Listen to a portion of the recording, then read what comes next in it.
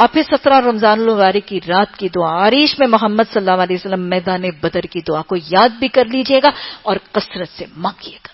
آج امت کے حالات کے لیے، میرے ملک و ملت کے حالات کے لیے یہ دعا عین لگتا ہے کہ اس دور کے لیے نہیں، آج کے لیے. عریش کی دعا، آپ صلی اللہ علیہ وسلم کی بلا روح ہیں، آپ کے دستے مبارک اٹھے ہیں، آنکھوں سے آنسو جاری ہیں، داڑھی مبارک تر ہے، اور آپ نے گریہ اور زاری کی حد کر دی اپنی مٹھی بھر جماعت کو پیش کر کے. آپ کے الفاظ ہیں، الہی الہی یہ قریش کے لوگ ہیں، اپنے غرور اور تکبر میں آئے ہیں. ارے آج میری اور آپ کی سرحدوں میں بھی بڑے متکبر دشمن موجود ہیں کہ نہیں؟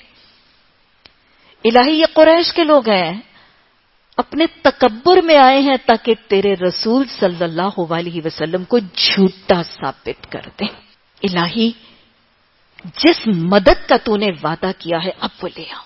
یہ مٹھی بھر جماعت اگر روئے زمین سے مٹ گئی تو اس زمین میں تیرا کوئی نام لیوا نہیں رہے گا. الہی کل ان کا کام تمام کر دے. کیسے مستجاب ہوئی تھی، اسی وقت پروانہ آیا تھا. ابو بکر خوشخبری سن لو، دعائیں مستجاب ہوئیں، فرشتے حاضر ہیں، وعدہ ربانی سچا ہو. آج بھی فضائے بدر پیدا کریں.